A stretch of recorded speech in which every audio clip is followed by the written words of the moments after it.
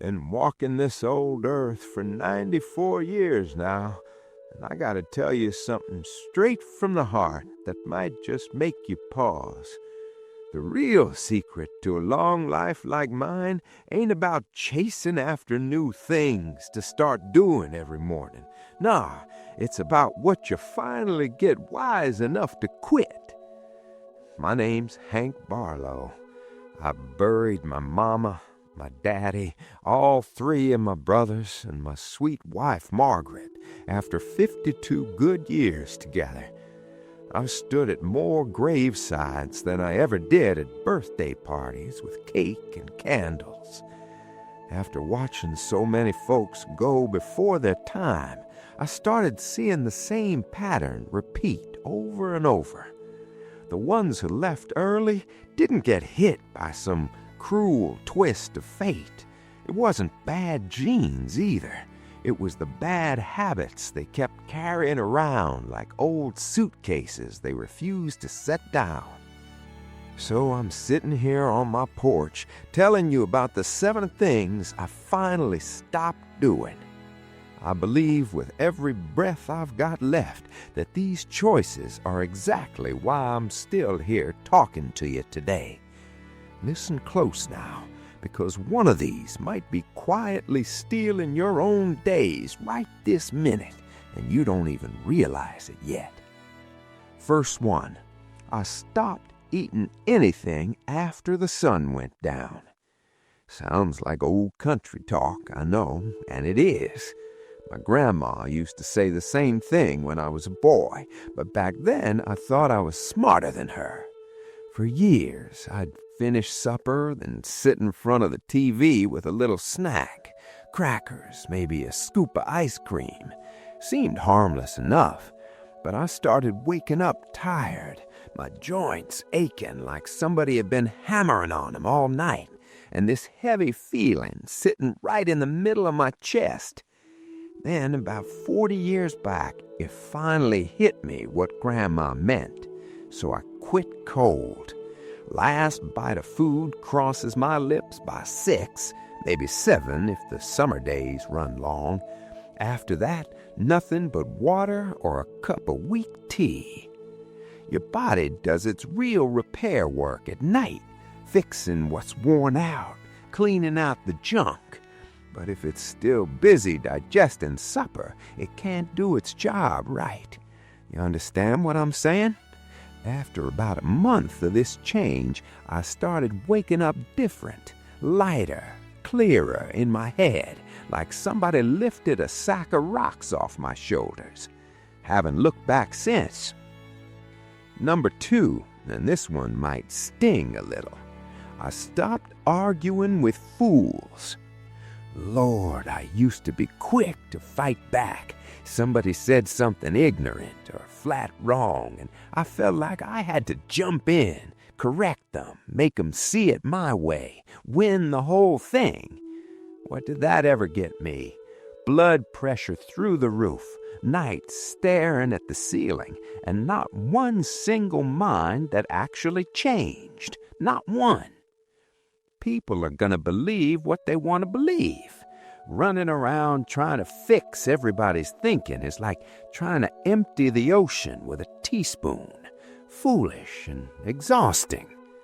These days, when something starts to get my blood up, I just smile a little, nod my head, and let it roll right on by.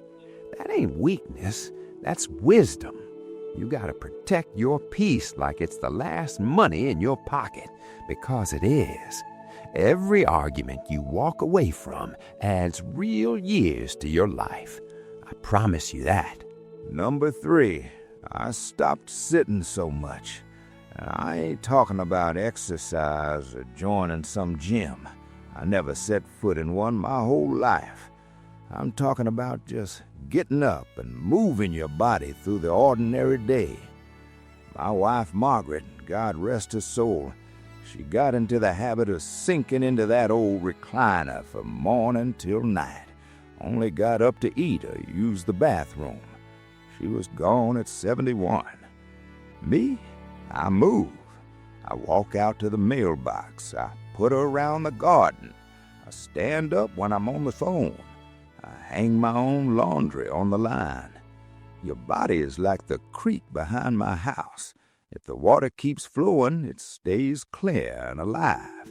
Let it sit still too long and it turns murky, full of junk, and things start dying inside. Doesn't matter if you're 30 or pushing 90 like me.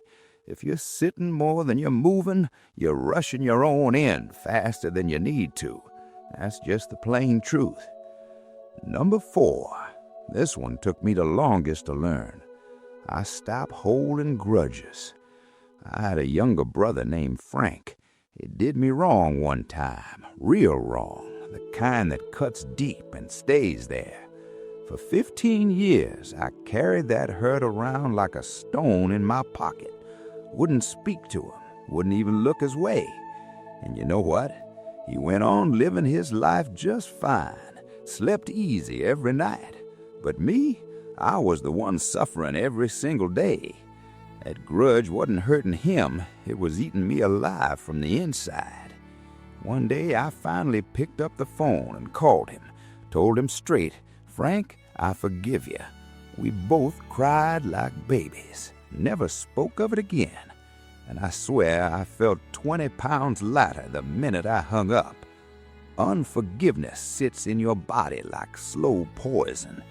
Doctors got a name for it, cortisol, the stress hormone, but I just call it quiet death. It messes with your heart, your stomach, your mind, everything. Whoever hurt you, let it go. Not for them. Do it for yourself. Your body can't heal what your heart won't release. Number 5, I stopped watching the news right before bed. Oh, that news, they know exactly how to hook you with fear and anger. That's how they keep you coming back. I used to watch it every single night. Murders, disasters, politicians yelling at each other like it was some kind of sport. Then I'd try to sleep with all that mess still swirling around in my head. Terrible idea. Your mind needs peace before it can rest. If you fill it up with fear and chaos right before you close your eyes, that's exactly what it's going to chew on all night long. Now I turn that television off by 5 o'clock. I might read a few pages of a book, say a quiet prayer, or just sit out here on the porch and watch the birds settling in for the night. That's how I get my head ready for sleep. And these days, I sleep like a baby, 8 solid hours almost every single night. What you put in your mind before bed is just as important as what you put in your stomach, maybe even more. Number 6, this one nobody wants to hear. I stopped trying to please everybody. For most of my life, I was a yes man. Church needed volunteers, I was there. Family needed money, I was there. Neighbor wanted to talk for 3 hours straight. I sat right there listening. You know what that got me? Tired, resentful, spread so thin you could almost see through me. I wasn't happy, I was just worn out. Saying yes to everybody meant saying no to myself every single day. And that's its own kind of slow death. Now I say no, kindly, respectfully, but I say it. I protect my time. I protect my energy because I finally learned something important. The people who truly love you will understand, and the ones who get mad, they were probably just using you anyway. And number 7, this might be the biggest one of all. I stopped waiting to live. When I was younger, I kept thinking happiness was always just around the next corner. When I finish school, I'll be happy. When I get married, I'll be happy. When the kids are grown, when I retire. You know how that story goes. Life happened while I was waiting. I missed a whole lot of it. Margaret and I talked about driving out to California for 30 years. She passed 3 months before we were supposed to leave. My best friend Ray and I planned to go fishing up north when we both retired. He never made it. Don't wait. Whatever it is you want to do, do it now. tell the people you love them right now. Take the trip right now. Eat the good meal. Wear the nice shirt. Dance in the kitchen right now. Tomorrow isn't promised to anybody. Not to me at 94. Not to you, whatever age you are. The right time is the time you've got right this minute. So there they are, the 7 things I finally stopped doing. I believe with all my heart they're why I'm still here, breathing fresh air and watching that evening sun go down. Stopped eating late, stopped arguing with fools, stopped sitting still so much, stopped carrying grudges, stopped filling my head with poison before bed, stopped saying yes to everybody, and stopped waiting to really live. It's not complicated, but simple sure ain't the same as easy. You gotta choose every single day.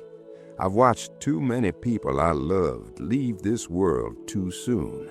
Not because life was unfair, but because they couldn't let go of the very things that were killing them. Don't let that be you. You've got more power than you think. You've got more time than you think, but only if you stop doing the things that keep stealing it from you.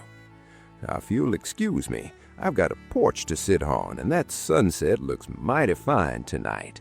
Take care of yourself out there.